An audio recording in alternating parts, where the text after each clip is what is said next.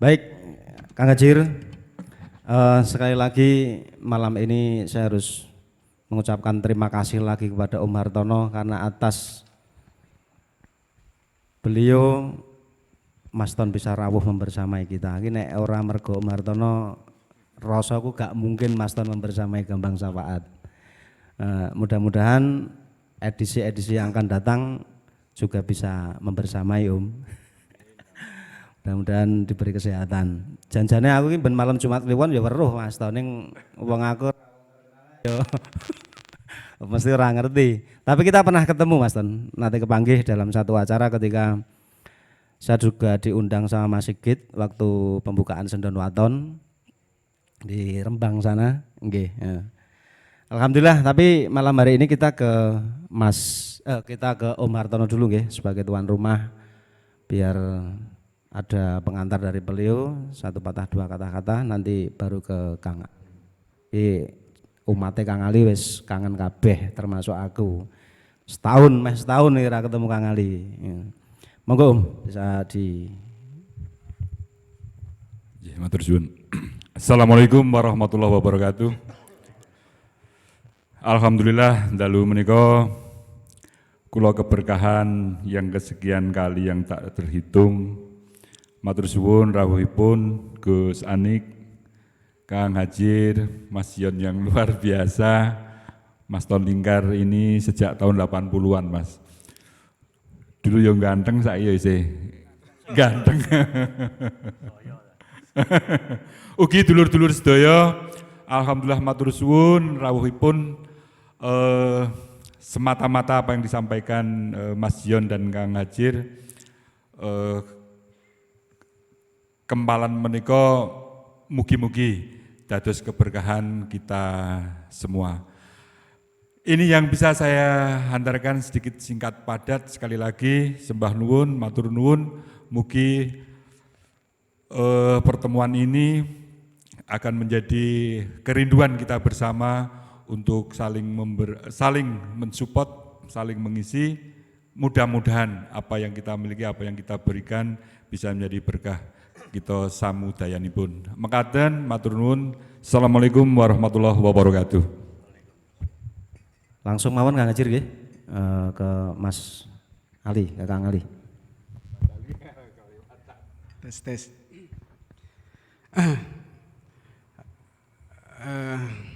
Bismillahirrahmanirrahim. Assalamualaikum warahmatullahi wabarakatuh. Saya kesini rombongan dari Kudus. Alhamdulillah pas jatah pulang. Mungkin teman-teman sudah tahu bahwa saya hijrah ke kota 1000 angkot, ke kota hujan, ke Bogor ya kan, dari Oktober, sudah setahun persis, tanggal 12 Oktober SK turun, saya ke sana. Nah, jadi persis setahun saya nggak ke GS, meskipun dari sana saya selalu memantau ya, dan menahan kerinduan. Ya. Dan alhamdulillah saya melihat bahwa Gambang Syafaat di tengah pandemi masih bisa berlangsung istiqomah dalam keterbatasannya dan lika-likunya. Terima kasih Pak Hartono ya kan. Teman-teman, saya ingin katakan bahwa rumah yang baik itu bukan rumah yang besar, bukan rumah yang magrong-magrong kalau bahasa Tegal sana ya, saya orang Tegal. Tapi rumah yang baik adalah rumah yang ramai karena dikunjungi orang bersilaturahim. Atau rumah yang sepi karena yang punya rumah bersilaturahim, kan gitu ya. Mudah-mudahan tempat ini tempat terbaik dan barokah karena kehadiran teman-teman di sini mencari ilmu, menghadiri majelis ilmu Gambang Syafaat. Matur nuwun Pak Hartono, saya sebagai penggiat Gambang Syafaat mengucapkan terima kasih atas tempatnya. Enak banget ya. Ini kalau di sini mungkin banyak inspirasi yang muncul ya. Apa yang saya katakan itu sudah diborong sama Kang Hajir. Wah, aku nanti ngomong apa iku nang ngarep gitu kan. Ya. Untungnya temanya radikal ranakal. Tadi saya sebelum datang ke sini saya ditangisi oleh anak saya yang namanya Ibes. Anak saya itu namanya sama dengan namanya anaknya Mas Abrang. Namanya Ibes. Nangis. Siapa di sini yang nggak pernah nangis pada saat kecil? Saya kira hampir semua orang pada saat masih kecil itu menangis. Ya. Di Jawa ada istilah nangis golo-golo, betul ya? Apa nangis apa? Nangis gulung-gulung, nangis gulung-gulung. Kalau bahasa Indonesia itu nangis sejadi-jadinya. Nangis gelur-gelur. Nangis gelur-gelur atau nangis gulu-gulu. Saya nggak begitu gulung apa ya? Pokoknya intinya kalau bahasa Indonesia itu nangis sejadi-jadinya, ya kan? Tadi saya sebelum ke sini anak saya Ibes itu nangis sejadi-jadinya. Saya akan mencoba menghubungkan tema radikal rak nakal. Kenapa seorang anak kecil itu kadang-kadang nangis sejadi-jadinya? Saya memperhatikan bahwa kalau anak nangis itu biasa ya, biasanya itu karena sesuatu hal yang dia inginkan, kondisi yang dia harapkan itu tidak tercapai, ya kan? Nah, tapi ada saatnya anak itu nangis sejadi-jadinya. Nah, apa yang mengakibatkan anak kecil itu nangis sejadi-jadinya? Kalau menurut pengamatan saya, tadi sore gitu kan. Ya mungkin si Ibes nggak bisa menganalisa ya. Jangan-jangan aku kenapa bisa nangis sejadi-jadinya atau nangis gelung-gelung gitu ya. Apa nangis apa? Gelur-gelur itu ya. Menurut pengamatan saya, nangis sejadi-jadinya seorang anak kecil itu karena dia mengharapkan kondisi yang diharapkan tidak tercapai. Nah, anak kecil itu kan kondisi yang diharapkan kan simpel. Misalnya pengen permen nggak dipenuhi, nangis sejadi-jadinya, ya kan? Dia ingin piknik atau kemana ke mall gitu ya, tidak dipenuhi, nangis sejadi-jadinya, ya kan? Nah, bagi anak kecil, di pikiran anak kecil, kondisi yang diharapkan, misalnya enggak dapat permen, enggak keluar ke mall gitu ya, bagi dia itu hal yang mendasar gitu ya. Lah aku nek enggak dapat permen, lah gimana? Wong saya harus makan permen kok. Bagi pikiran anak kecil, mendapatkan permen dan keluar ke mall itu hal yang mendasar. Maka menurut saya, anak kecil yang menangis sejadi-jadinya, dia sedang mempraktekkan apa yang disebut radikal. Ya. Kenapa? Karena kondisi yang diharapkan oleh si anak itu tidak dipenuhi. Dan kondisi yang diharapkan itu bagi si anak tersebut itu sesuatu yang fundamental. Bagi anak kecil mendapatkan permen itu suatu hal yang harus. Nah, kalau bagi kita kan enggak ya, sudah ngerti. Enggak ada permen ya digantilah gemblong, digantilah ketuk atau apalah. Tapi bagi pikiran anak kecil, itu kondisi yang diharapkan permen, pergi ke mall segala macam itu hal yang mendasar. Maka menurut saya Ibes yang nangis jadi-jadinya itu tindakan yang radikal. Apakah itu nakal? Nah ini. Nah, jadi saya tertarik bahwa tadi dikatakan Kang Hajir, salah satu cara untuk menetralisir nuansa kata yang cenderung menjadi negatif, dalam hal ini radikal, itu salah satunya dengan lelucon, dengan plesetan, ya kan?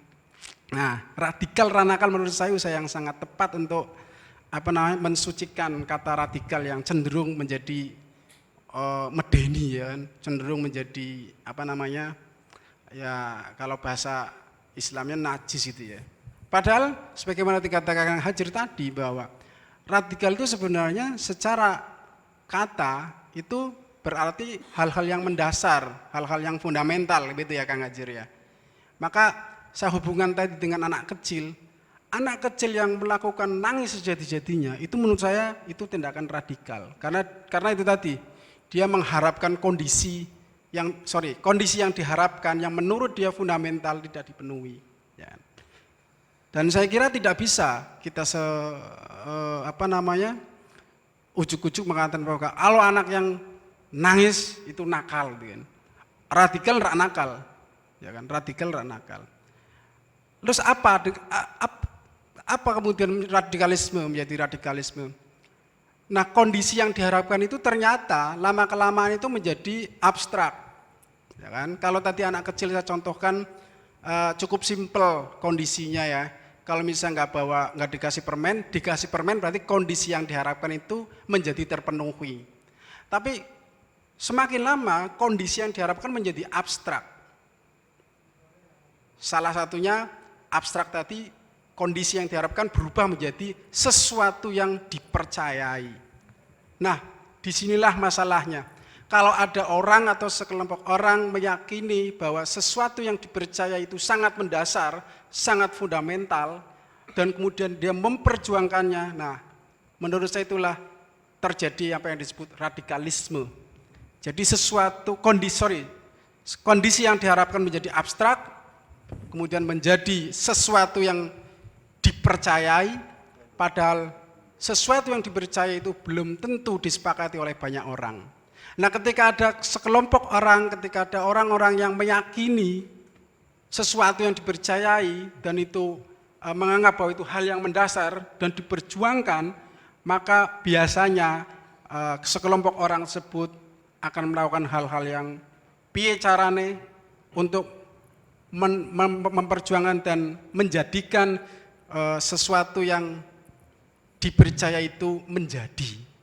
Kalau dalam contoh saya tadi, pasti kelompok tersebut akan nangis sejadi-jadinya. Pasti dia akan berjuang semaksimal mungkin. Bahkan mungkin dari kacamata kita itu sesuatu yang tidak baik, itu sesuatu yang ekstrim, itu sesuatu yang harusnya tidak dilakukan, itu sesuatu yang jijik dan seterusnya. Dan itulah awal dari terjebaknya atau terjerumusnya orang-orang menjadi radikalisme. Awalnya itu tadi, kondisi yang diharapkan menjadi abstrak, menjadi sesuatu yang dipercayai. Padahal sesuatu yang dipercayai itu tidak semua orang menyepakatinya. Dan kalau sekelompok orang itu meyakini sesuatu yang dipercayai sebagai hal yang mendasar dan diperjuangkan, saya yakin dia akan melakukan hal-hal yang menurut pandangan kita radikal. Kira-kira itu dulu Mas Hajir. Matur nuwun. Mudah-mudahan menjadi pintu masuk untuk diskusi kita kali ini. Matur nuwun. Assalamualaikum warahmatullahi wabarakatuh. Waalaikumsalam warahmatullahi wabarakatuh. Terima kasih Kang Ali. Iki kita elaborasi nggih, Kang Hajir. Saya tak nambahi Kang Ali. Dadi ning Jawa kuwi ana nangis gelur-gelur karo ana nangis gulung kuming. Dadi nek nangis gelur-gelur kuwi mergo kelangan. Nanti kalau salah bisa diluruskan Mas Ton. Iki meng definisiku. Nangis gelur-gelur kuwi mergo kelangan karena kehilangan sesuatu. Ning nek gulung kuming mergo ora keturutan karepe. Karena tidak kesampaian keinginannya itu bisa nangis gulung kuming. Berarti yang terjadi tadi yang saya maksudkan nangis gulung kuming. Gulung kuming ya.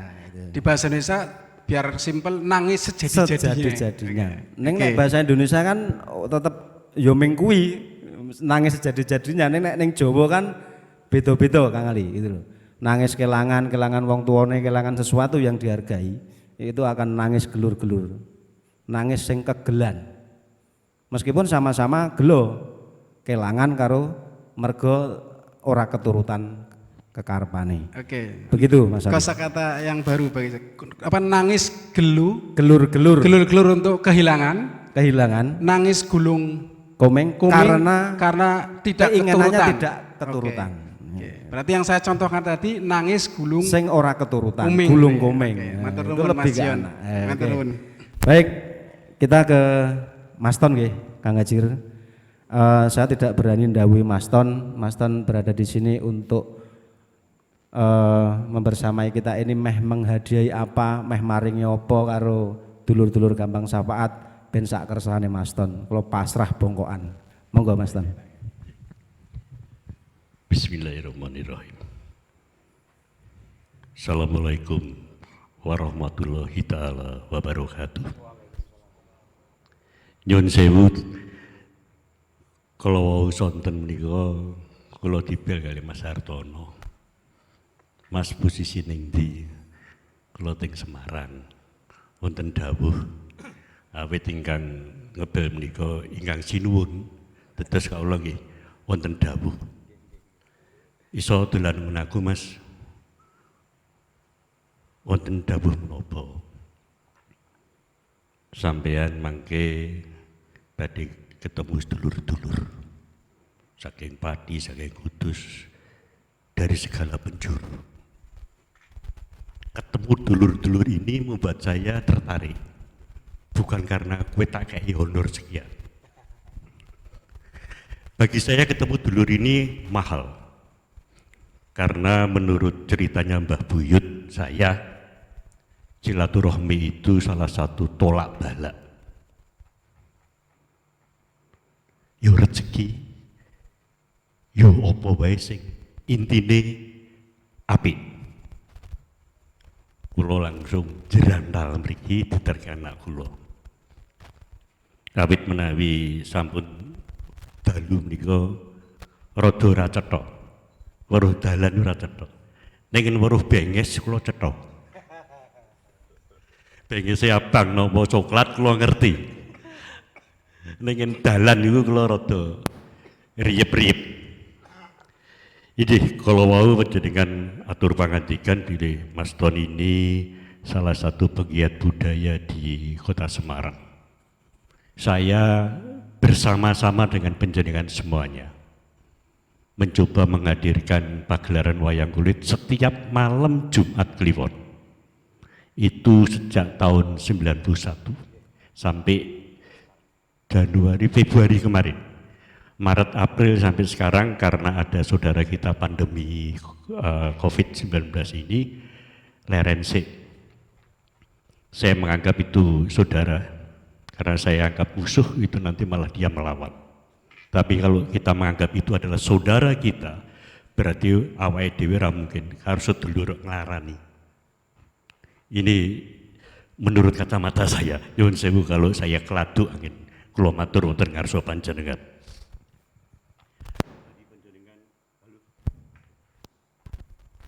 Cek.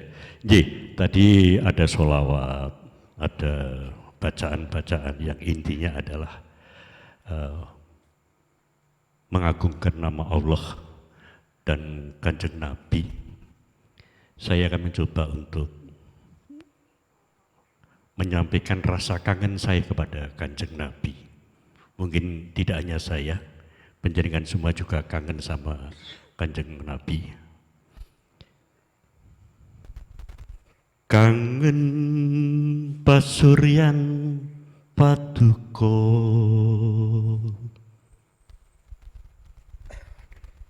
Kanjeng Nabi kang angon langit lan bumi.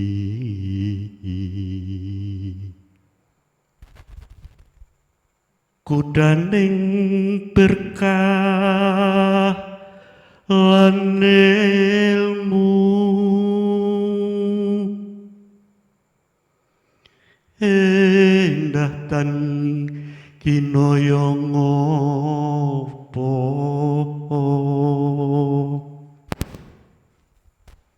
kekasih Gusti ingkang maha luhur. Duh Gusti nyuwun margi tresna kula lahir batin.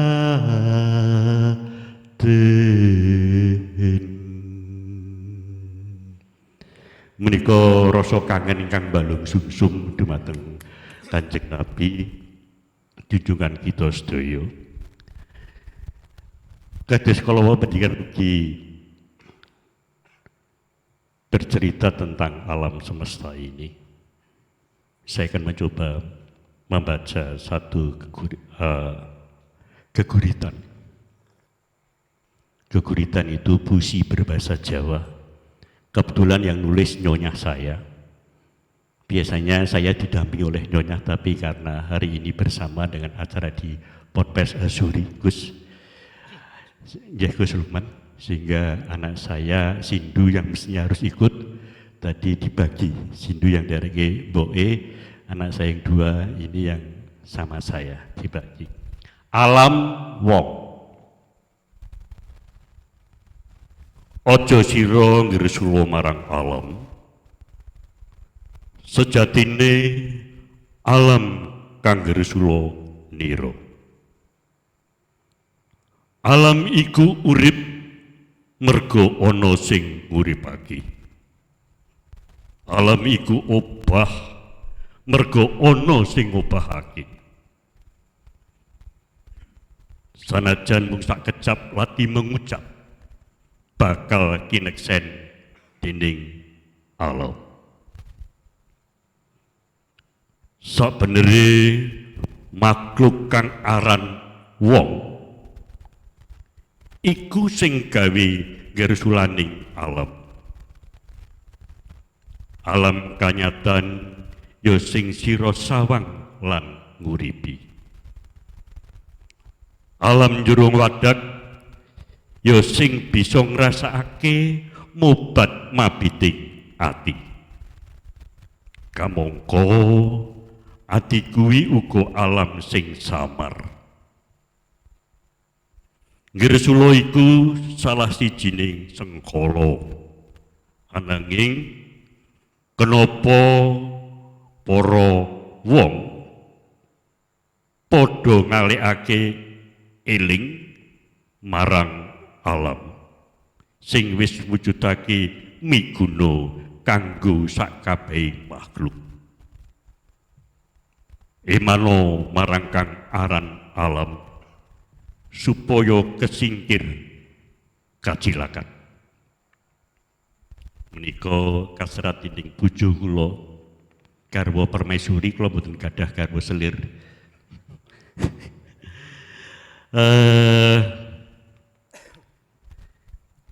Nyonya saya ini juga seperti Mas Hartono, senangnya gambar.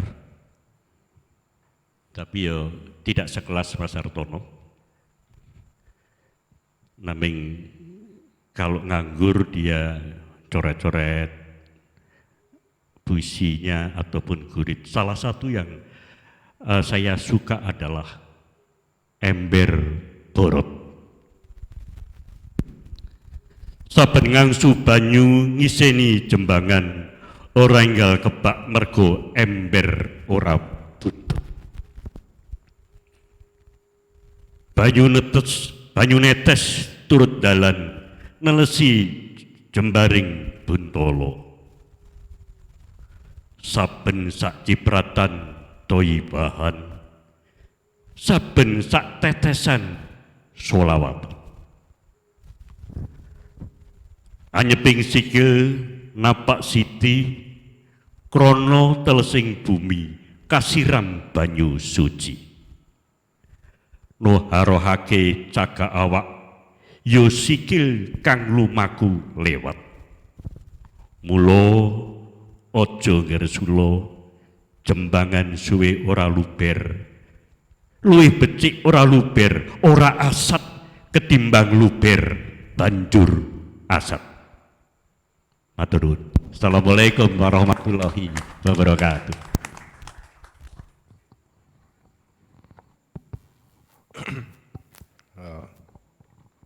Niki dilanjut Mas Ton riyen niki. Kula ajeng tanglet niki. Niki kenapa Mas Ton itu betapa ngugemi budaya, terus kemudian menyelenggarakan wayangan dari tahun berapa tadi? 91 gitu. Di tengah kota Semarang yang merangkak menjadi metropolitan ngoten niku. Ini kan radikal sekali Mas Ton. Nah, kenapa Mas Ton seradikal itu gitu? Ini lebih radikal ya. Kalau saya bilang beling neng eling gitu. Beling neng eling. Sekali lagi menurut Mbah Buyut saya, sapa wonge sing seneng karo apa sing disenengi para wali, seliramu bakal disenengi wali. Mungkin Gus Anis nanti bisa menjelaskan lebih lanjut. Aku wong bodoh, wong cubluk, wong ngarit, ora ngerti apa-apa babakan agama. Ngertiku ya mung Al-Fatihah atau Bismillah.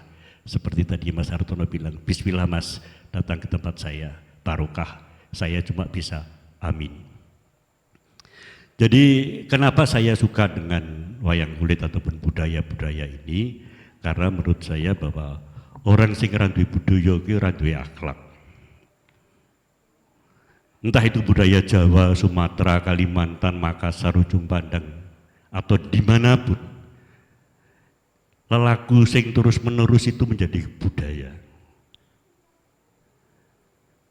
Nah kita ini selalu ingat pada apa yang pernah diajarkan kepada leluhur, oleh leluhur pada diri kita. Kalau kita ataupun saya mencoba melihat bahwa pagelaran wayang kulit di Jumat Kliwon Teater Lingkar Gus itu tuh dalangnya kalau diukur sama kesebelasan itu sudah Liga 1, bukan dalang ajaran, dalang sing wis payu, ora butuh publikasi, gampang dirembuk itu, regane itu puluhan yuto, sekelas Mantep, Anom, dan sebagainya itu selalu meminta kapan jatahku. Pertanyaan saya kemudian, loh, kowe iki ora tak bayar gede kok gelem, malah njaluk jatah, termasuk almarhum Entus. Mas, ini ladang sedekah saya. Kalau saya cari duit tidak di teater Lingkar, tapi di tempat lain. Banyak orang mengira saya sugih, Mas. Sugih belgedung. Ya, saya sugih. Sugih sedulur. Bab duit mungkin di bawah penjenengan. Tapi sedulur saya mungkin bisa umuk. Dalang sak Jawa iki aku kenal, Mas. Iki aku umuk, Mas. Kenal. Sehingga mereka diundang di Jumat Kliwon itu merasa bahwa saya mendapatkan sesuatu yang bisa saya abdikan kepada masyarakat. Kalau penjenengan mirsani pagelaran Jumat Kliwon itu, nung jobo gedung itu wong dodol cilik, Mas. Kacang godok, mie godok, yang mungkin kalau kita hitung itu keuntungannya tidak lebih dari 10.000. Tapi mereka ajak datang, istiqomah. Saya yakin bahwa dongane dulur-dulur cilik itu ampuh luar biasa. Terbukti saya dari 91 sampai sekarang ini, hampir 28 tahun, setiap malam Jumat Kliwon, saya wayangan. Hanya karena sedulur pandemi ini, kita harus istirahat. Ini sesuatu yang luar biasa bagi kita semua warga Kota Semarang.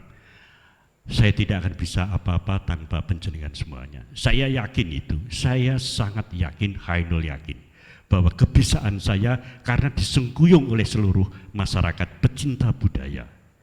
Begitu, Mas. Tepuk tangan lo ya lah. Ngono adek kudu dikon. Ya. Radikal. Satu hal lagi yang kadang-kadang Gus, saya mungkin nanti butuh pencerahan. Saya sering melihat radikal demo itu ya, padahal dengan menyebut nama Allah. Bagi saya nama Allah itu nama yang sangat sakral itu. Allahu Akbar, buar, mecah koco. Allahu Akbar, balang omah dan sebagainya. Saya rodo berdegus.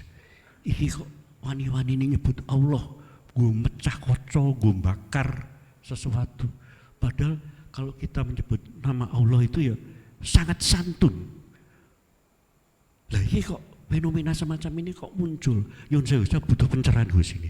Saya cubluk ing toto agomo itu. Begitu. Ini bubung saya kelingan ini ada selentingan dawuh ini. Yon saya rodo kemelindi sidik saya. Oke. Nakal sih deh. Beberapa waktu yang lalu ada mahasiswa UNES menyelesaikan skripsinya tentang Gambang Syafaat. Habis ujian terus kemudian nemui saya karena oleh dosennya itu disuruh revisi. Jadi revisinya suruh minta tanda tangan daftar hadir Gambang Syafaat. Aduh, kertasnya udah ngentek-ngentek kertas tuh Mas. Terus dia juga dosennya itu juga tidak percaya gitu ya kalau Gambang Syafaat itu nggak ada kepengurusan. Nah, aku mosok yo nemoni dosennya. Terus saya bilang gini, Mas, dosenmu toh kon ning kampung-kampungnya nak ono jamaah. Neng kampungnya ora ono pengurusan yo nan. Yo mlaku gitu. Ya Gambang Syafaat wis kaya ngono kuwi, wis ngomong karo dosenmu. Tapi berapa bulan berikutnya dia selesai dan dia kirim skripsi ning nggonku tapi durung tak waca. Isine revisine kaya apa kuwi. Apakah kemudian diloloskan tanpa daftar hadir? Dan kalau dokumentasi foto saya minta temanya tentang multikulturalisme. Lah kon ngecek agamane sing teko. Wah, aku yo ora ngerti. Kita tidak pernah menanyakan dan tidak pernah tahu gitu isi KTP-ne agamane apa kan yo ora ngerti. Dadi yo kita tidak pernah mempersoalkan ya bahwa yang datang itu Islam atau tidak gitu. Ya sudahlah, kita pokoknya menghormati lah yang datang. Dengan bukti, oke lah beberapa kali Gambang Syafaat dihadiri oleh Romo, pendeta juga ya. Beberapa waktu yang lalu itulah sebagai bukti. Tapi peserta itu ya mbuh lah ya agamane. Apa agama ki ana ning ati ya, nek nggon kene kan ngono to. Agama ki ana ning ati ora ning KTP. Piye jajar. Lah kok ngono ki susah. Itu radikal ya, jadi kita yang tanpa persiapan, tidak ada rapat penyelenggaraan dan lain sebagainya, jalan-jalan kayak gitu itu oleh sesuatu yang mapan itu dianggap radikal kita itu. Padahal yo ora dipercaya kaya ngono ki ora dipercaya dan menjelaskannya susah ya, susah menjelaskannya. Kok ngene iki kita enggak ada rapat sebelumnya untuk acara kayak gini ini. Son ya teko-teko dhewe, sing ngisi yang teko dhewe, Mas Ton ya teko dhewe, enggak ada surat dan enggak ada bukti apa-apa ya. Ya bebarengan saja, berjalan-jalan saja. Nah, kayak gitu itu oleh sesuatu yang mapan dalam tanda kutip radikal gitu ya. Kemudian ada radikal lain gitu ya. Saudara-saudara kita yang dengan menggunakan agama membenarkan dirinya dan menyalahkan yang lain gitu. Oke, wonten Kang Jion. Terima kasih. Tetap menjaga diri. Ini nyuwun sewu, saya itu juga beberapa minggu ini juga mendapat banyak info, hati-hati untuk di medsos, nggih dulur-dulur.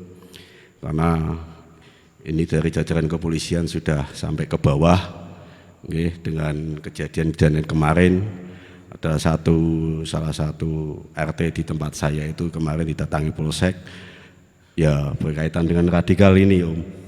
Ya aku ingin dikai selebarane polisi wong jek nom-nom kae pas ing kelurahan. Ya meta eloke ya alah polisi li nom-noman ra ngerti sejarah sak penake ngai pamflet soal radikalisme kae. Jadi besok itu kayaknya akan turun ke bawah untuk pokoknya hati-hati lah ya. Aku juga tolong hati-hati karena ini keadaannya juga wis ngerti dhewe ngono. Yang di medsos yang biasanya kenceng-kenceng rada dikenduni. Ya.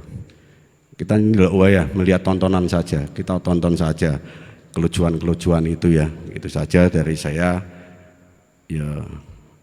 Sebagai mbak anggap emas ya ora apa-apa, mbak anggap konco ya ora apa-apa, mung iso saling mengingatkan gitu. Karena saya sendiri juga mewaspadai juga, karena saya juga punya anak seumur panjenengan semuanya gitu. Itu saja dari saya, kurang lebihnya mohon maaf. Assalamualaikum warahmatullahi wabarakatuh. Terima kasih Mas Nuk. Nah, pesannya Mas Nuk yang terakhir ini mau pesannya sebagai ketua RW. Sangat lengkap. Mas Nuk itu di kampung sebagai ketua RW, neng Gambang penyair iyo, iso nyanyi yo iyo, yo jantan yo iyo, ora jantan piye wong wis ping loro. Monggo ini kita langsung ke Gus Anik dan beliau mudah-mudahan berkenan untuk beber tema pada malam hari ini dan sekaligus menjawab apa yang di gremengke karo Mas Ton. Monggo Mas Anik. Assalamualaikum warahmatullahi wabarakatuh. Alhamdulillah wassalatu wassalamu ala rasulillah Sayyidina Muhammadin ibn Abdillah sallallahu alaihi wasallam wa ala alihi wa sahbihi wa man nassaru. Dulu semuanya yang saya muliakan, Pak Yai Ton Al-Mukarram, Pak Suhartono, dan semuanya, Kang Ali, aku juga rindu padamu Kang Ali, Mas Hajir, Kang Jion. Malam hari ini kita dipertemukan sekali lagi dalam bahasa ma'iyah itu andum kemesraan. Kalau tadi Mas Ton mengatakan sedulur, ya memang di Jawa itu memang sedulur semuanya. Apapun ciptaan Allah itu semuanya juga sedulur. Termasuk ketika kita bicara pandemi yang namanya corona atau COVID itu, COVID-19, itu juga sedulur kita. Makanya di awal-awal itu, nyun sewu Mas Ton, saya tidak begitu setuju dengan slogan melawan corona itu. Bahkan saya sempat menulis di tulisan pribadi saya sendiri itu, ya seharusnya kita juga berdamai dengan makhluk yang namanya corona itu. Karena semuanya itu kita sebagai manusia tentu diberikan bekal untuk mensyahadati. Termasuk ciptaan Allah itu kita aja untuk bersyahadat. Makanya ketika tradisi leluhur kita yang kita kenal sebagaimana nama sawan. Corona itu kan sawan asli ini kan. Sama seperti sawan, sawanen. Lah menurut leluhur kita itu sawanen kita selesaikan dengan bersyahadat. Makanya ketika ada anak sawanen ketika melihat ada jenazah yang lewat, kemudian sampai di kuburan anak juga ketakutan. Terus kemudian sawanen rodo ono panase. Sebagai orang tua kemudian apa? Mensyahadati dengan cara apa? Terapan-terapan ekologi atau terapan nabati sebagai obat. Makanya ono kunir, kemudian ono apa nah nego? Wis pokoke ono surah dan sebagainya. Otomatis para leluhur kita itu sudah punya presisi atau sudah punya nilai keseduluran untuk merangkul semua makhluk ciptaan Allah itu. Tidak hanya sesama manusia tetapi juga seluruh alam. Makanya yang dipakai oleh Kanjeng Nabi itu ya slogannya adalah rahmatan lil alamin, yaitu. Bahkan di Fatihah kita juga alhamdulillahi rabbil alamin. Kita syahadati semuanya, kita rangkul semuanya sebagai sedulur kita semua. Di beberapa pertemuan yang lalu di Gambang Sawak juga, saya masih ingat ketika saya menyampaikan juga yang saya sebut dengan Tritunggal Kesemestaan. Ya, sama seperti Mbah Nun ketika mengklasifikasikan ada 3 itu. Pertama itu ya Allah atau Tuhan, kemudian manusia dan alam. Semuanya kita ikut sertakan. Nah, itu yang kita namakan dengan agama. Agama itu kalau dalam bahasa halus, bahasa Jawa halus itu kan berasal dari kata hogomo. Gomo itu yang berarti adalah aturan atau tuntunan. Ho itu adalah tan kena kina yo ngopo itu. Tuntunane zat sing tan kena kina yo ngopo. Artinya ho di situ adalah bisa kita maknai sebagai eksistensinya Allah. Yang tan kena kina yo ngopo itu. Dalam bahasa Arabnya namanya wujud. Jadi tuntunane zat sing wujud. Wujudnya Allah itu nanti bisa mengemanasi atau tampil dalam asma-asmanya Allah. Makanya kita kenal sebagai apa niku? Wirid sehari-hari itu ada Asmaul Husna. Ya Rahman, Ya Rahim, Ya Malik, Ya Qudus sampai Ya Rasyid, Ya Sabur. Allah tampil di situ. Allah sebagai zat yang tan kena kina yang opo, tan kena kina yang sopo, tan kena kina yang opo, kemudian tampil ben kepengin dikenali. Di dalam hadis qudsi itu kan dikatakan kuntu kanzan makhfiyan, aku iki perbendaraan sing samar ora ketok. Artinya tan kena kina yang opo itu tadi. Fa ahbabtu an u'rofa, maka aku itu seneng yang dikenali. Maka Allah itu menciptakan yang namanya makhluk. Pertama kali diciptakan Nur Muhammad, katakanlah begitu. Laulaka lama khalaqtul aflak. Kalau bukan karena engkau Muhammad, bukan karena engkau Muhammad, aku tidak akan menciptakan jagat semesta ini. Ini berkaitan dengan wujud. Dan wujud Allah itu kemudian diwakili dengan asma-asmanya Allah. Makanya ini penting menjadi perhatian kita, kembali lagi ke makna asal agama itu tadi. Kalau secara bahasa Jawa ya menurut saya itu tadi hogomo itu. Jadi tuntunan atau aturan-aturan dari zat sing maha wujud, sing maha ono. Makanya di Haji Soko itu melahirkan aksara Jawa kan hono coroko itu, hono ho.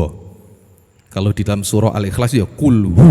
Hu-nya itu kalau dalam bahasa pesantren itu domirnya domir sya'an.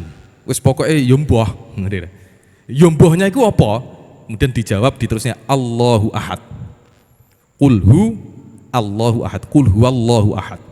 Jadi untuk mengatakan hu sebagai yang zat yang tan kena kinoyo sopo itu tadi kemudian diwakili dengan asmanya Allah. Allah sendiri pun juga realitas. Untuk apa? Untuk bisa kita kenali. Allah sebagai realitas yang disifati ahad, yang tunggal. Nah dari sini kita kelihatan bahwa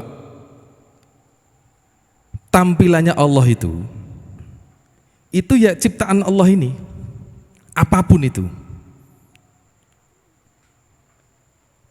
Allah sendiri itu berasal dari kata walahun. Walahun itu zat yang menghenyakkan, sing membuat kita itu apa? Henyak itu apa sih ya? Kaget atau punya detakan tertentu, punya detakan kaget, terhenyak. Makanya di Jawa itu walah, lah, hah, dan sebagainya itu. Jadi menghenyakkan, sesuatu yang bisa mengejutkan kita. Makanya itu tadi menjawab apa yang ditanyakan oleh Mas Ton tadi. Jadi Allah itu tidak bisa dihadirkan sebagai zat yang menghenyakkan, melainkan ketika digunakan untuk sekedar permainan, ya bukan Allah yang tampil.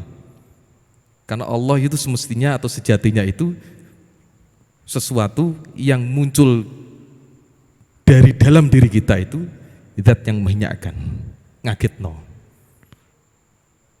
Makanya gue Quran wandalillah ya, orang enak ya. Terus kadang kesuwargus ya, orang dalil orang kemenak. Ketika idza dzukirallahu wajilat qulubuhum. Ketika disebutkan nama Allah, ketika Allah itu sudah tampil dalam file-file dokumen di dalam diri kita itu, ya seharusnya yang menghenyakkan, wajilat qulubuhum. Hati kita itu menghenyakkan, hati kita terhenyak, kaget, bergetar. Makanya ketika mengatakan Allahu Akbar itu sesungguhnya piye carane hati kita itu bergetar. Ora kok digedulanan. Bukan berarti lafal yang diucapkan bukan lafal yang jelek, tetapi menerapkan lafal yang suci itu loh. Nah, wonge sing nggawa lafal itu loh sing bermain-main. Makanya diingatkan terus menerus bahwa la yaghurnakum billahil ghurur. Artinya itu jangan menipu daya atas nama Allah. Di Quran sudah ada itu. Wala yaghurrannakum billahil ghurur. Jadi tipu daya sing bener-bener menipu daya itu ketika menipu daya atas nama Allah.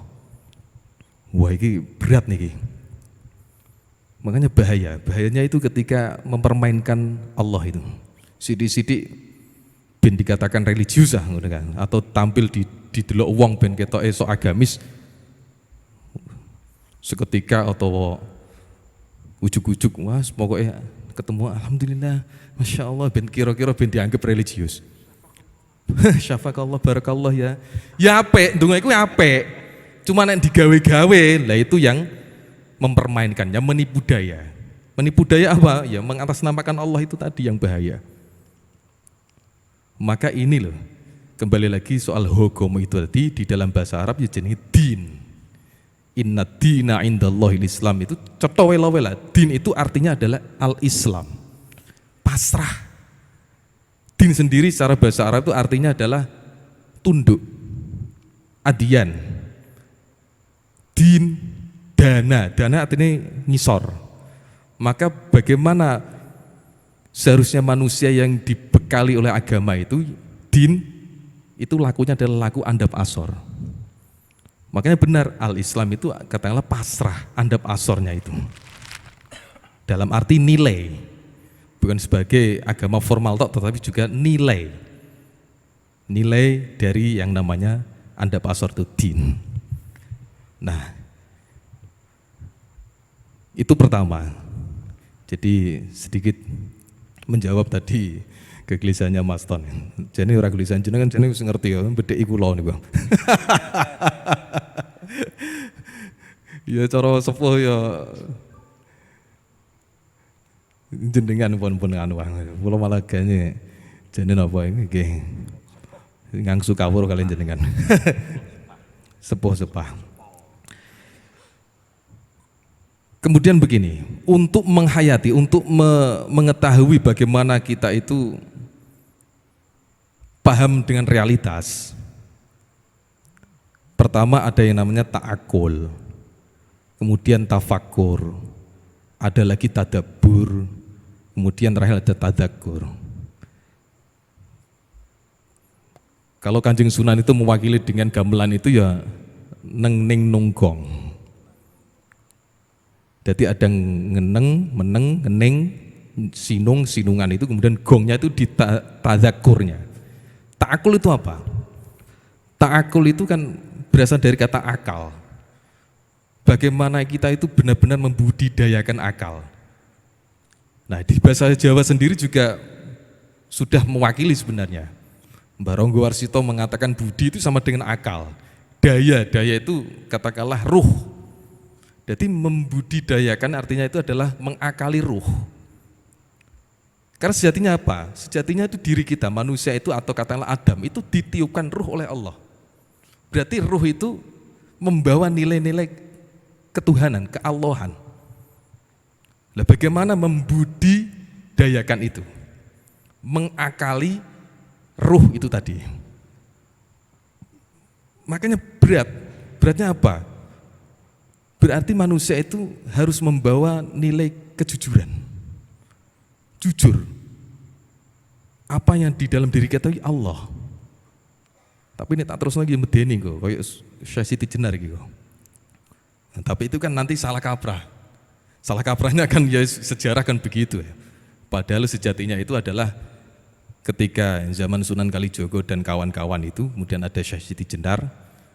Kang nyun sewu kata Sunan Kalijogo pada Syekh Siti Jenar. Anu akang nyun tulung ya coba ajaran nek kene sik sampean rono ae sik lho sing pas terapno ning masyarakat ngono. Asline ngono.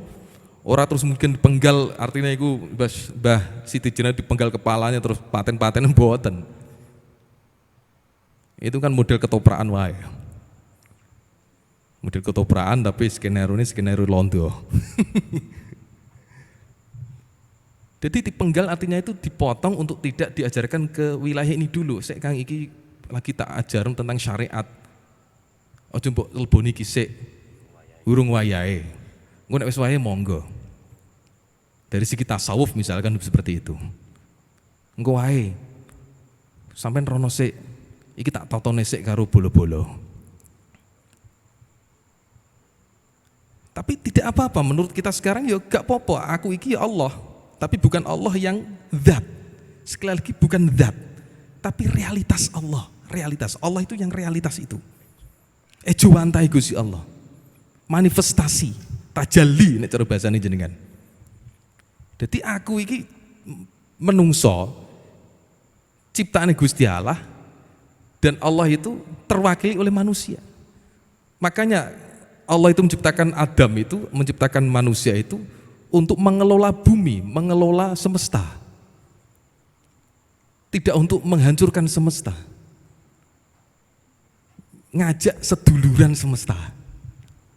Mengelola. Yang pas artinya mengelola, itu yang artinya khalifah itu, mengelola. Ora kok terus wakil Tuhan itu terus apa pemimpin, salah dewe di mana pemimpin. Nah ini loh, kita itu sudah kehilangan dinotasi seperti itu. Yang kita kenal itu konotasinya, bahkan yang perlu parah itu meyakini konotasi yang didinotasikan. Ini kan parah. Sama dengan tadi Cak Nuk mengatakan, kita itu ya radikal. Bukti ini Cak Nuk itu radikal ya orang dua anak loro. Maksud mengatakan kita itu harus anti radikal, anti kekerasan, anti ekstrim misalnya. Ya ora meteng-meteng bojone. Coba nek kira-kira Gusti Allah ngabulno slogan gede anti kekerasan. Coba Gusti Allah nek ngabulno tenan piye? Punggung kita digawe lemes, bar, ora iso mlaku. Sikile awake dhewe gak ono balunge, ora kuat, tidak keras. Ora iso mlaku. Nah, ini kita perlu kembali ke mana asal. Lah salah satu yang menggerakkan kita itu tidak paham mana asal itu karena satu, menurut saya satu. Awake dhewe iku durhaka karo leluhur. Durhaka dengan para leluhur. Iki nyun sewu nih. Ya rodok merinding nek ngomong leluhur memang merinding. Bahkan nek cara bulu kuduk itu ya bergerak semua. Ya karena memang begitu. Lupa leluhur itu, masya Allah wis nggawe tatanan sing apike koyo ngono. Mbok arani klenik. Mbok arani apa neh? Wah, iku mistis. Ora ketok tidak rasional. Lah piye ancen kowe iki gak paham. Anda mengatakan bahwa itu imaterialisme, tidak materialisme. Wah, itu tidak rasional ya, sebabnya kamu tidak rasional itu sendiri. Coba kalau Anda berusaha untuk meningkatkan rasional, pasti percaya bahwa yang Anda katakan irasional itu sebenarnya juga rasional. Bagaimana para leluhur itu menciptakan budidaya, menciptakan budaya, menciptakan tradisi yang sebenarnya itu untuk menjaga marwah kemanusiaan, marwah paseduluran. Maka itu menjadi kata kunci saya, Mas Ton. Kita itu terlalu durhaka pada orang tua, pada para leluhur. Sidik-sidik dianggap syirik, sidik-sidik dianggap bid'ah, sidik-sidik dianggap kafir. Wah, ini repot. Leluhur maksudnya para leluhur itu terus dikatakan primitif loh. Ada kosakata primitif. Ya, kita terlalu percaya pada Belanda, pada orang Barat yang mengatakan orang Jawa itu dinamisme, animisme. Ya mereka kan melihat dari sisi luarnya saja. Padahal di dalam kesehariannya orang Jawa pada waktu dulu itu, katakanlah kapitayan, kalau dalam bahasa dulu agama kapitayan, agamanya Nabi Syekh pada waktu itu, secara formal itu kapitayan. Makanya Nabi Syekh itu artinya hibatullah, hadiah Gusti Allah. Sing moho toyo, ada pitoyo, sing moho toyo, maka disebut dengan ajaran kapitayan. Dan para leluhur itu sudah menggapai kemesraannya kepada Allah, kepada Sang Pencipta. Berupa apa? Berupa menghormati secara ekologis, menghormati tumbuhan, menghormati ciptaan-ciptaan yang lain. Ono wit gede, bicaranya mengagungkan zat sing nyiptakno pohon gede itu tadi. Jadi diarahkan ke hogomo tadi, diarahkan ke hu yang tadi, diarahkan ke Allah, dan dielingno. Oh iki nek ono wit, carane ngelingno piye? Nek dalam apa jenis bahasa sekarang sajen misalnya. Sajen itu artinya kan sesuatu sing iso ngajeni ya.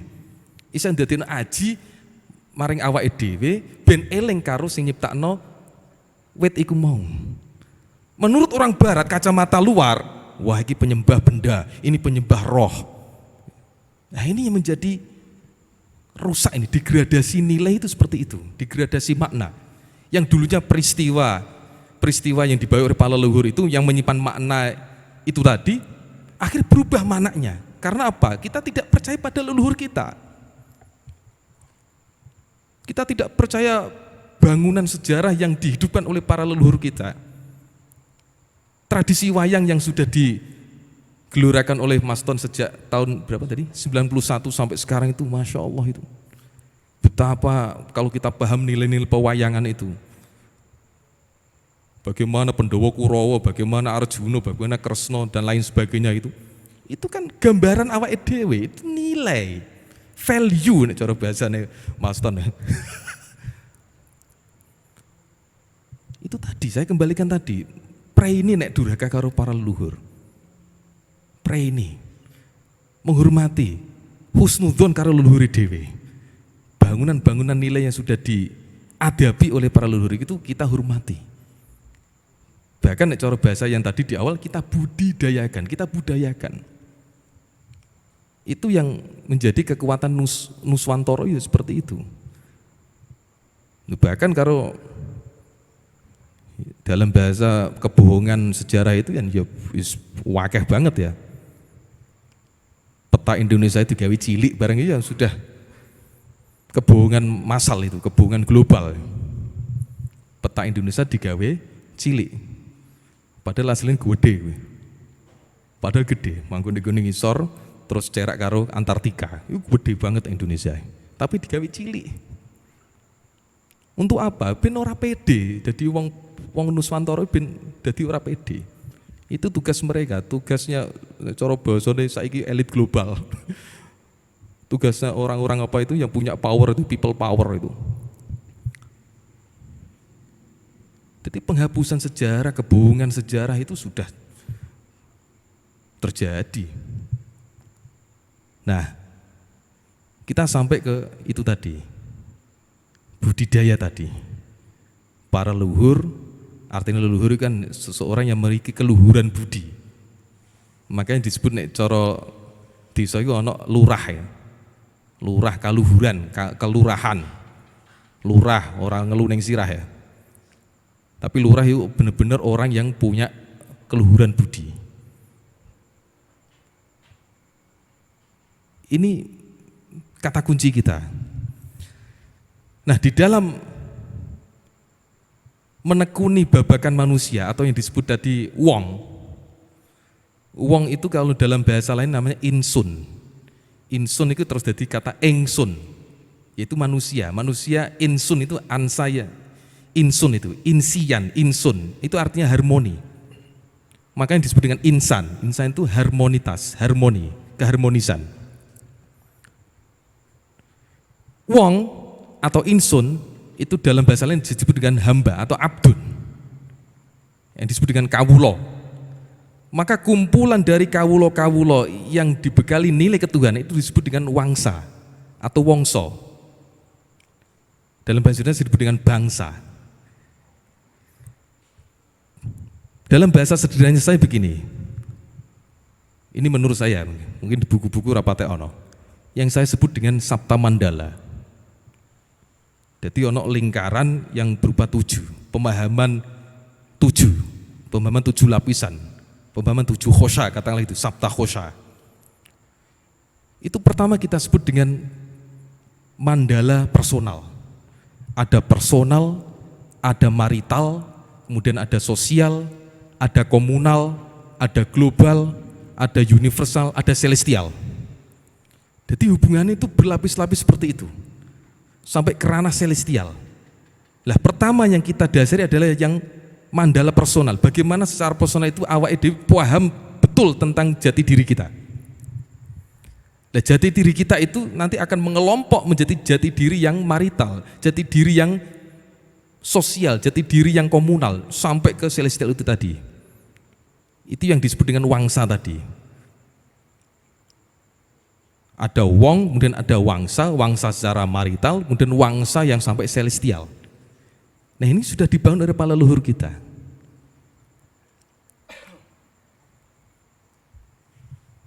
Maka sangat aneh menurut saya itu kalau kita itu terlalu percaya pada konotasi-konotasi tadi. Makanya kalau di dalam tema kita malam ini itu radikal ranakal. Itu karena pemahaman awal itu radikal ya kayak ngono iku mau. Keras. Nyun sewu Mas Ton, agama itu justru juga mengajarkan radikalisme. Ini nyun sewu ini, memakai istilah yang kita sepakati malam hari ini. Poso itu radikal. Kudune mangan ora mangan. Salat itu radikal, kudune tengok-tengok kon salat. Apa meneh kok ana fatahajjat bihi nafilatan lakun bengi kon tahajud. Iku wah radikal tenan. Wah turu penak-penak. Terus ana WA masuk tahajud. Bengi-bengi ngono. Iya ya. Tarik sis. Itu radikal. Jadi mustahil kalau kita itu tidak percaya radikal. Radikal dalam arti itu yang mendasar. Cuma ya ojo terus diembel-embeli kayak saiki Islam radikal, Islam kanan, Islam kiri. Iku ngenyek Islam ya. Itu menurut saya serius. Nyung sewu ya memang rodok beda karo NU Muhammadiyah ya ora apa-apa lah. Walaupun lingkungan saya lingkungan NU tapi ono berbeda pendapat kan tidak masalah. Islam kok radikal, Islam kok apa iku neh? Islam radikal, Islam jaringan apa? Islam aliran keras, Islam fundamentalis, Islam liberal. Waduh, ya jangan sandingkan Islamnya. Ya mungkin terapannya ya itu rapopo nek terapan ya, tapi slogan itu sudah menajisi Islam. Ya Islam ngono wae, rasa ditambah-tambahi ngono iki. Sing perlu yang kita perkuat itu laku kita. Ya laku radikal kita, laku anarkis kita, laku liberal kita, jadi macam-macam. Makanya kita kembali lagi ke mana asalnya itu. Jadi persoalan mana asal itu memang mendasar. Bahkan di lingkungan tafsir saja itu juga mendasar banget. Kembali ke mana asal. Sebabnya apa? Banyak dari kalangan kita itu, kalangan yang mempelajari tafsir itu, atau kalangan mufassirin,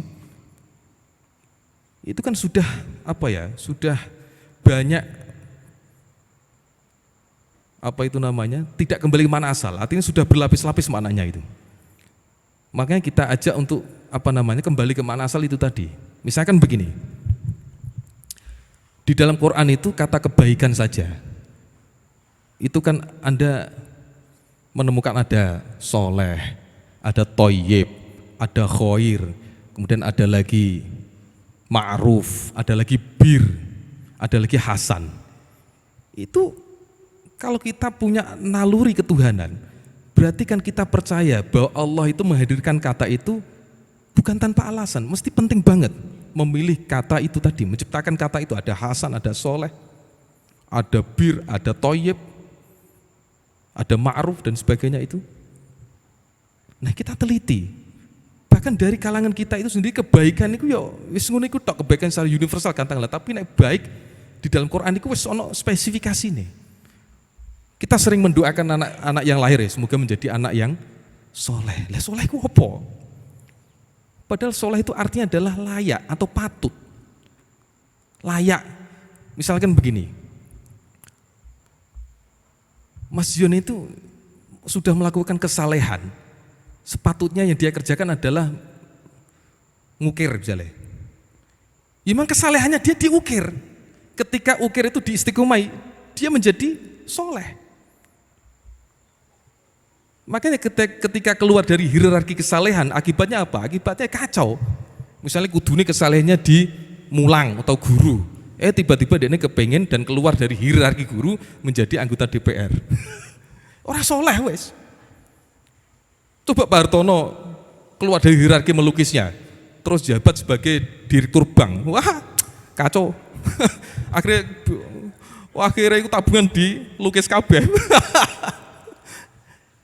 Jadi soleh itu sudah seperti itu, patutnya misalnya ada tukang becak dan dia istiqomah menjadi tukang becak, itu soleh.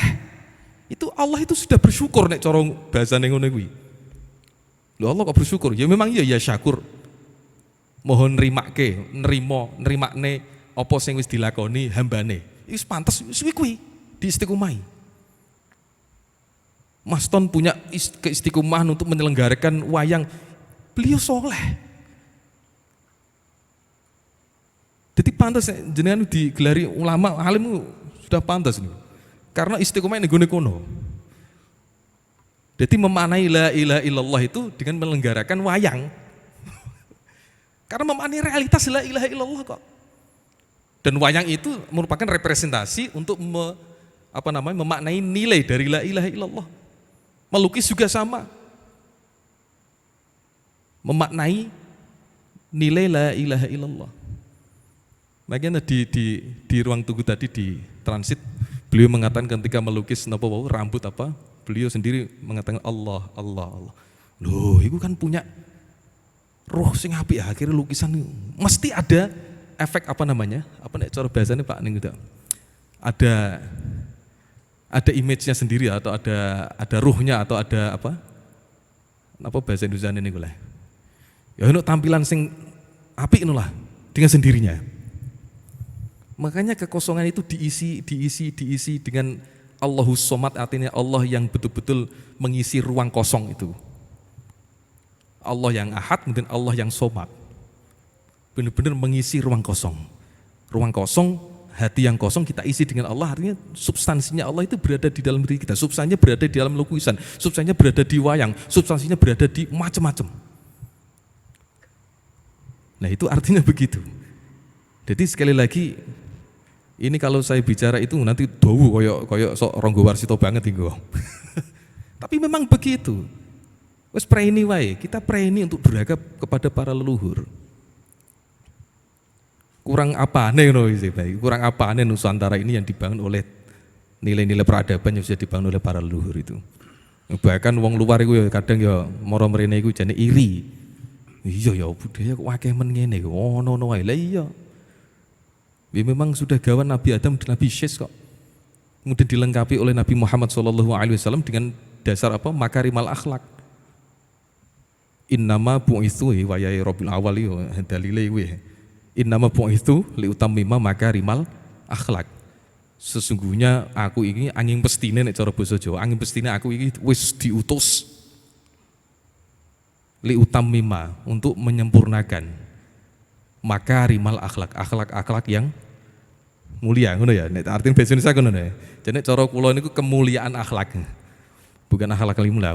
Katanya kan bukan al-akhlaqul karimah tapi makarimal akhlak. Makarim itu artinya adalah berasal dari kata mufrad makrom, artinya nggon mulyane ciptaan-ciptaan kemudian dilakoni dengan cara adab itu tadi. Jadi nggon makarimal akhlak. Orang kok sekedar akhlakul karimah, bukan, tapi betul-betul meruang, betul-betul manusia itu meruang di dalam ruang apapun, diisi oleh kemuliaan-kemuliaan, bicaranya menghadapi realitas itu. Jadi benar-benar napa niku kemuliaan, gon ruang kemuliaan, makarimal akhlak. Di situ tertulis li utammima, tamam itu benten kalih kamal. Podo-podo kata sempurna tapi juga berbeda. Bedanya ngeten. Nek tamam itu adalah sesuatu yang sudah diselesaikan dan sempurna di akhir. Wes kabeh sempurna, wes digawe, wes dilakoni bar akhir. Itu namanya tamam. Tapi karo kamal itu step by step. Aku ngelakoni iki se, iki. Cara dene ngeten. Tukang masak arep digawe. Iku ono masak apa jenenge? Iwak pitik, ingkung, terus ono sambele, ono tempene lah. Aku menyelesaikan satu persatu namanya kamal. Sempurna dalam hal iki loh. Ingkungnya tak selesaikan, sambelnya tak selesaikan, tempe gorengnya tak selesaikan, tahu gorengnya tak selesaikan. Itu namanya kamal. Tapi ketika elemen-elemen itu semua sudah selesai dan lengkap, namanya tamam. Sehingga sudah disuguhkan ke ruang tamu atau disuguhkan kepada para tamu. Itu tamam. Makanya ketika kita bicara ketika Kanjeng Nabi diberikan wahyu terakhir ketika Haji Wada, kemudian pidato, beliau mengatakan dari pewahyuan Quran, al yauma akmaltu lakum dinakum. Jadi hari ini aku sempurnakan agamamu. Kemudian wa atmamtu alaikum nikmati, dan aku sudah sempurnakan kepada kalian semua nikmat-nikmatku. Artinya apa? Gusti Allah itu sudah menyempurnakan nikmat-nikmat. Artinya ciptaan Gusti Allah wis digawe kabeh. Tinggal kamu mengelolanya seperti apa. Nek pertama akmaltu lakum dinakum, aku wis nyempurnakan iki lho, ono iki. Tinggal kita mengelola yang stepnya itu. Bagian-bagiannya kita sempurnakan. Makanya sampai sekarang itu ya kita sempurnakan. Wong durung bar ya. Secara kamal itu belum selesai. Hanya bagian-bagiannya saja yang sempurna. Makanya gunanya akal itu piye carane iso nyempurnakno bagian-bagian yang diciptakan Gusti Allah. Caranya piye? Oh, misalkan itu tadi membudidayakan apa, budaya apa dan sebagainya. Itu salah satu wujud untuk menyempurnakan. Menyempurnakan ketawaduane dhewe, ke sifat tundukane dhewe pada Allah. Nek nikmat ya sudah sempurna, ndak bisa kita terus arep nyempurnakno nikmate Gusti Allah piye? Ciptaan Gusti Allah wis akeh kabeh, lengkap kabeh. Makanya berkali-kali saya matur di hadapan Anda semua itu ketika ana dalil biasa lah yang ditulis di LKS bocah-bocah sekolah itu. Sesungguhnya Allah itu tidak akan mengubah nasib satu kaum sehingga mereka sendiri mengubah nasib mereka. Iku koyok-koyok kalau kita mane kan Gusti Allah gumantung ning gone menungso. Padahal artinya bukan seperti itu. Artinya itu sesungguhnya Allah itu tidak akan mengubah rahmat dan nikmat yang sudah diberikan kepada satu kaum, sudah diberikan kepada manusia, sehingga manusia itu sendiri yang mengubah rahmat jadi laknat. Bukan aduh banget ini. Nah ini yang disebut dengan degradasi makna yang ngono kuwi ya. Lho kok iso lho, percaya karo aku rak wis aku sinau akeh. Sampeyan tak kon ngoceki Quran sithik-sithik wah kesuwen. Sing penting manut kula mawon. Fatwa lho iki. Fatwa niku. Mboten ah, wis padha-padha mlakune. Nah itu tadi. Jadi gambaran nikmat itu sudah diberikan kepada satu kaum, kepada manusia, lengkap kabeh. Wis disempurnakno kabeh, wis digawe kabeh, sehingga awake dhewe itu yang berbuat jahat. Sing asalnya rahmat, nilai rahmat dan nilainya nikmat itu kita ubah menjadi laknat. Dan banyak banget itu makna-makna Quran sing sekedar diterjemahkan secara literal, cara bahasane ya terjemahan depak ngene kuwi. Ya wis tau ora apa-apa, depak ya ora apa-apa, cuma nek disinaoni kudu temenanan. Nah, itu soleh tadi. Ada lagi yang apa wau? Thayyib. Thayyib itu baik. Tapi kita mencoba untuk menggali baik itu dalam sisi apa dulu? Menurut saya semongko iki apik. Wah, semongko nah tarik sih semongko. Menurut saya ini baik saya makan, tapi menurut Mas Ton tidak baik. Itu pemilah dari sisi tertentu. Sego iku apik, cuma nek sing duwe apa iku? Gula dadi ora apik. Makanya thayyibnya di situ ada sisi-sisi yang baik. Neng ya apik kabeh, sego iku ya apik. Cuma dalam kondisi tertentu kita menganggap bahwa itu tidak baik. Baik menurut keadaan tertentu. Mangan sepiring ku apik, tapi nek mangan sak wakul mbok geragasi lah iku gak apik. Makanya halalan thayyibah, meskipun halal juga thayyib. Ya sego sak wakul itu memang halal, tapi gak thayyib. Nah, cara untuk menggalinya thayyib itu tadi. Dilihat sisinya, oh kira-kira wetengku pase sak piring. Dan geragase iku sing dadekno ora apik. Ada lagi misalkan kata bir. Ada kata birrul walidain. Bir itu artinya kebaikan sing yang kita lakukan itu apa ya? Seutuhnya kita lakukan. Gampangane opo wae tak lakoni kanggo ngapiki wong tua. Memuncak sampai puncaknya itu adalah secara horizontal kepada orang tua kita sampai digawa tekan vertikal. Itu bir. Makanya disebut dengan haji mabrur itu ya. Jadi bener-bener tak lakoni tenanan sampai memuncak itu namanya bir. Terus ada lagi kata ma'ruf, itu juga baik. Baik tetapi baik yang disepakati oleh konvensi banyak orang. Ma'ruf berasal dari kata urfun, tradisi. Makanya disebut dengan ada namanya norma masyarakat, norma sosial. Ada gerakan moral menurut iki misalnya. Itu ma'ruf. Baik yang sudah kita kenal, artinya kan dikenal ya, ma'ruf itu dikenal, tapi berdasarkan konvensi orang banyak. Ya bisa jadi menurut toto corone misalnya suguhane masakane wong Semarang, itu misalnya berbeda dengan suguhan toto corone suguhane wong Pati. Podo-podo apike tapi cuma ma'ruf di Semarang dan ma'ruf di Pati. Itu namanya ma'ruf. Kalau Hasan itu nilainya. Ada nilai pertemuan antara kebaikan-kebaikan. Jadi nilainya sudah, nilai maksudnya nilai itu apa ya? Di dalam kebaikan itu wis ketok nilainya. Oh iki lah apik. Wayang itu hadir, oh ya kita bisa mengambil hikmah dari nilai wayang itu, misalkan dari tokoh Arjuna misalnya. Oh iki apik, itu kita ambil sisi apa namanya baiknya ya namanya Hasan. Wis ketok nilainya apik.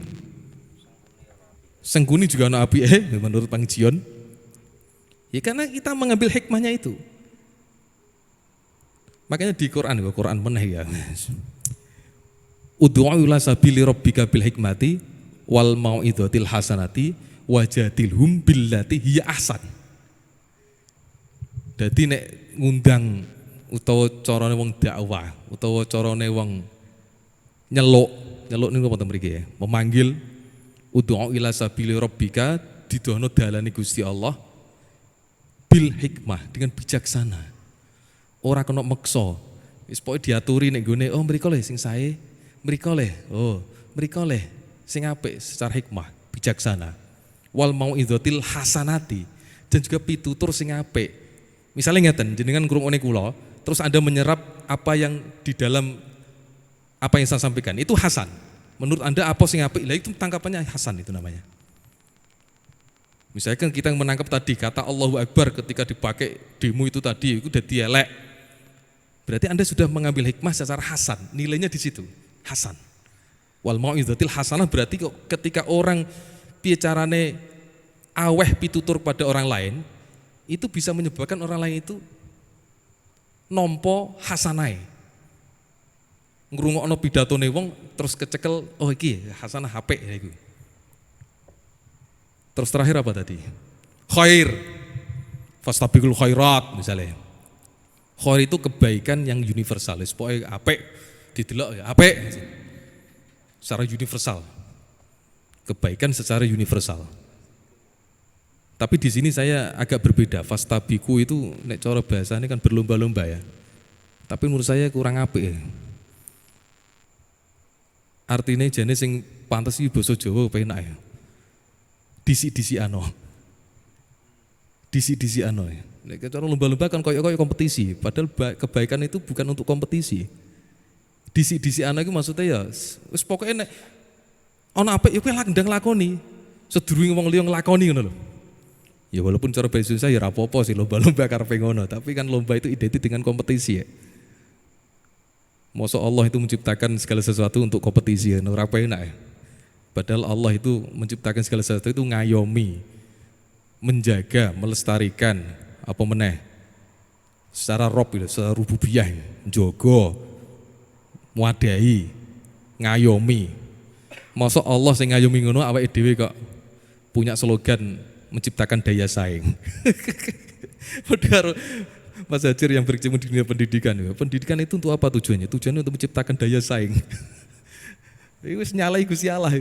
Padahal Gusti Allah tidak menciptakan segala sesuatu itu untuk daya saing, malah awake dhewe itu menciptakan daya saing.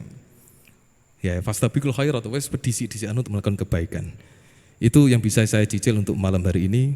Semoga kita bisa berlanjut nanti. Wassalamualaikum warahmatullahi wabarakatuh. Matur suwun sangat pada Gus Anik.